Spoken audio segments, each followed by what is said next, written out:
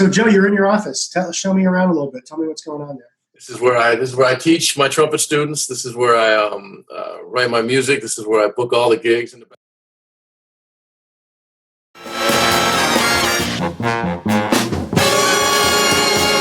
We made it. We made it to the Big Apple.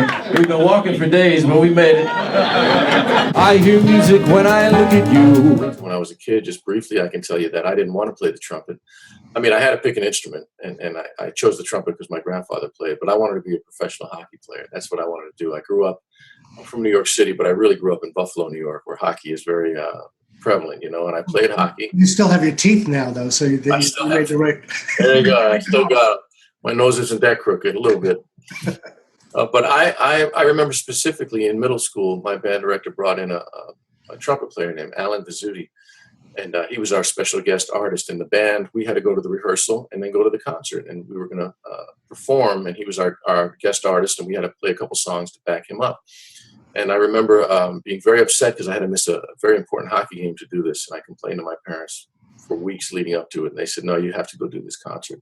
I remember at rehearsal specifically when he played, I remember saying to my mom, that's what I'm doing the rest of my life.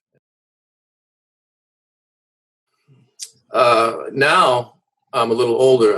I'm very inspired by my son, who's 7 years old, who has an amazing ear for music and constantly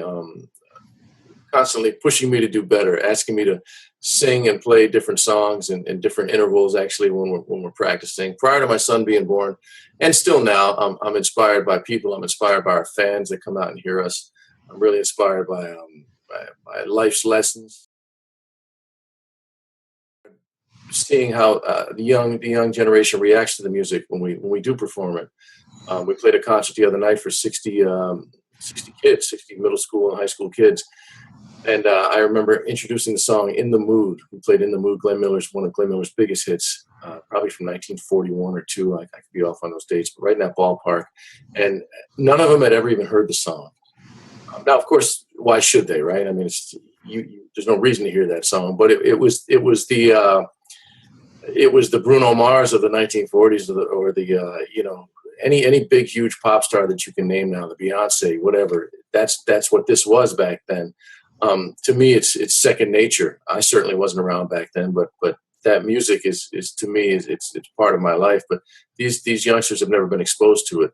They were up dancing in the aisles. They couldn't believe how much they enjoyed it.